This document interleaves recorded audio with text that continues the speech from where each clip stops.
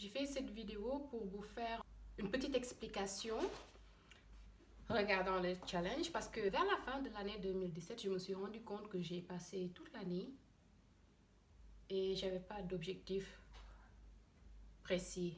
J'avais vraiment rien de spécifique que je voulais réaliser. J'avais pas de goal. Et du coup, je me suis dit, ok, il faut que 2018 change. Il faut que je fasse quelque chose. Mais il faut que j'ai un objectif bien spécifique et je dois l'atteindre.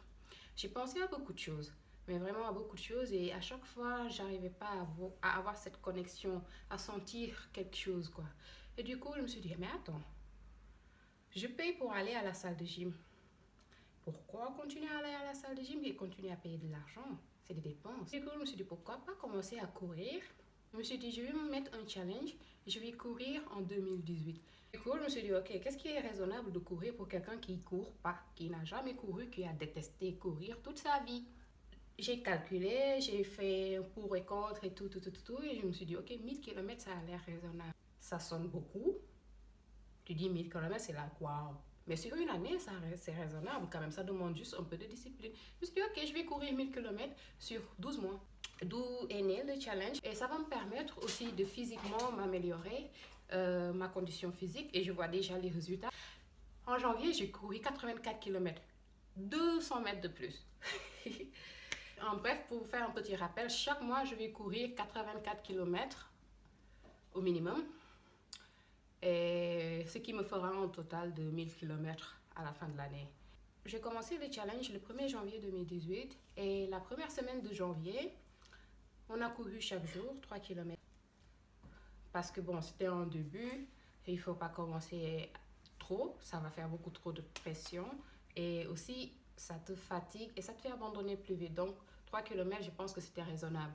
On a fait 3 km et petit à petit, à partir de la deuxième semaine, on commençait à augmenter un peu. De temps en temps, tu fais 3, de temps en temps, tu fais 4, ainsi de suite. Et maintenant, on fait au minimum, on court 4 km par jour, au minimum. Il faut dire qu'on se repose aussi, hein, on prend un jour de repos, une journée par semaine. Ce jour de repos te permet de récupérer un peu, de reposer ton corps et de ne pas trop sentir la fatigue, juste de souffler, quoi. Mais c'est pas obligatoire parce que tu peux continuer si ta forme physique te le permet. Et ce que j'ai fait d'ailleurs, parce que comme je suis un peu gaga, j'allais courir comme si j'allais à un fashion show. Donc, en d'autres termes, j'allais courir, m'habiller bien chiki, chaka, en essayant d'être sexy. Et en résultat, je suis tombée malade parce que j'ai chopé la grippe. Ok, il faut s'habiller. Il ne faut pas faire ce que j'ai fait. Si vous allez courir, habillez-vous comme il faut. Surtout si vous êtes dans un pays où il fait hyper froid, comme ici en Belgique. Ouais, vu que je suis tombée malade, du coup, je suis restée clouée au lit pendant quand même, je pense, 4 ou 5 jours. Ça fait une longue pause, je trouve, pour un premier mois. Et tout ce dont je pensais quand j'étais vraiment malade, hein, j'avais vraiment pas de force. Tout ce dont je pensais, c'est ok, comment je vais faire maintenant pour finir ce challenge. Il faut que j'atteigne mon objectif du mois. Et au bout de...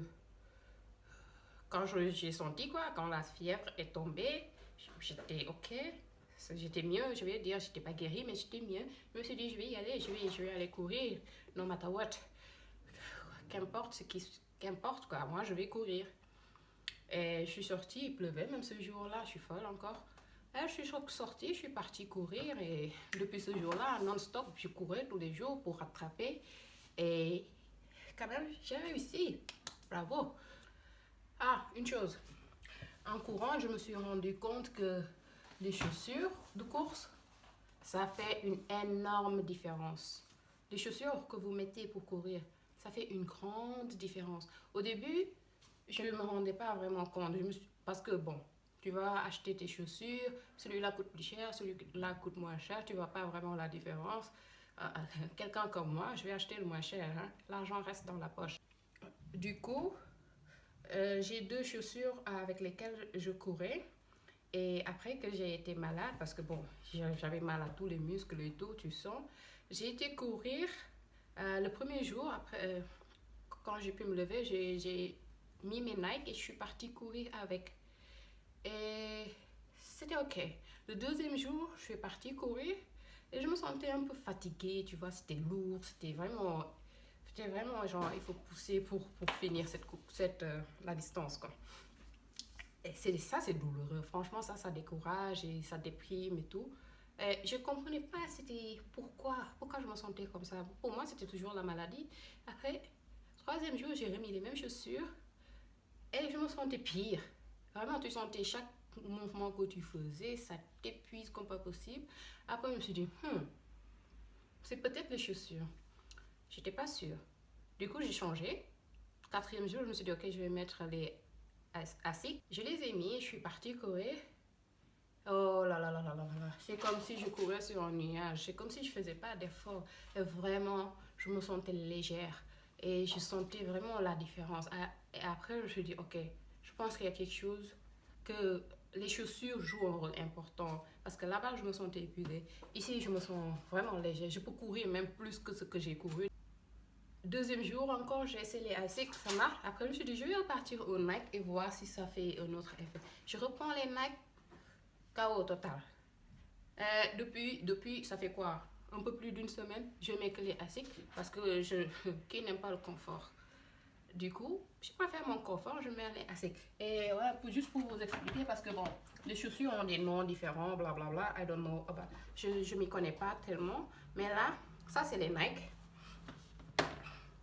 Je ne sais pas si vous savez voir, ça c'est les Nike et c'est écrit Dual Fusion.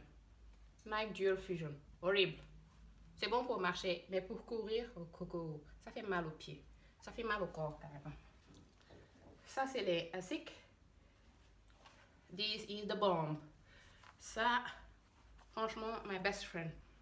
Si vraiment vous voulez vous mettre à faire du jogging, pour votre forme physique, votre santé, vraiment vous mettre au sport, je vous conseille de choisir les chaussures parce que ça compte beaucoup.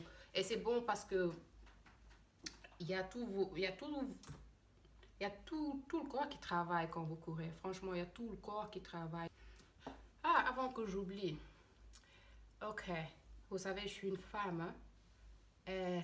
Je cherche toujours des moyens de perdre du poids. Si c'est pas un régime, c'est une folie. Si c'est pas une folie, c'est autre chose. Il y a toujours quelque chose pour faire tomber le poids. You know? Et en faisant des recherches, j'ai remarqué qu'à chaque fois ça revient que le fait de courir te fait perdre du poids. Je suis pas sûre. Mais quand même, je vais voir. Parce que je me suis quand même pesée. Je me suis pesée avant de commencer le challenge. J'ai pesé, je pense, 66 kilos. Depuis, j'ai pas encore vérifié parce que la balance, c'est une menteuse.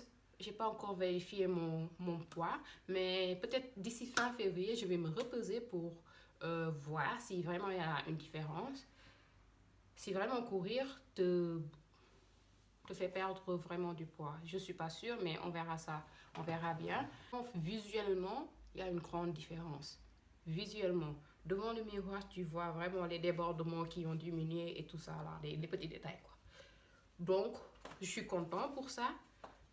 Et on verra bien hein, si vraiment ça aide à perdre du poids, moi je dirais.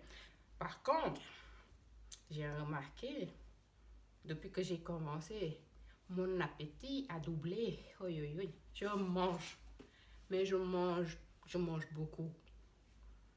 Je mange beaucoup plus que ce que je mangeais d'habitude. Et je commence même à consommer des choses que je ne consommais pas d'habitude. Le pain, des pâtes, du sucre. C'est des choses que j'évite de consommer pour ne pas prendre beaucoup de poids. Mais maintenant, je reconsomme de ça et je me pose la question. Parce que j'ai faim en permanence. Je ne sais pas pourquoi, mais je suppose que c'est parce que je fais de l'effort physique tous les jours. Donc, j'ai tellement faim. J'ai toujours faim. Donc, ouais, ça m'a ouvert l'appétit, mais grave, et ça me fait peur. C'est pourquoi je demande, est-ce que vraiment je peux perdre du poids en courant? Parce que ça m'ouvre l'appétit et quand j'ai faim, je mange. Hein. Comprenez que si vous commencez à faire de l'effort physique régulièrement, votre appétit va augmenter et ouais, si vous n'êtes pas un peu, si vous vous mettez pas des limites, vous risquez de manger plus que d'habitude et là, vous n'allez pas vraiment voir les résultats assez vite et vous risquez d'abandonner. Donc, faites attention à ça. Ça, c'est quelque chose que j'ai remarqué. Ça commence à m'inquiéter. Et honnêtement, au début, avant que je commence, I was like, j'ai eu quelques instants de panique. J'étais like, dans quoi je me lance? Qu'est-ce que j'ai fait? Pourquoi j'ai publié ça? Pourquoi j'ai dit à tout le monde que je vais faire ça? Et j'ai vraiment eu peur parce que je me dis, ok, peut-être je vais pas y arriver, mais on verra bien.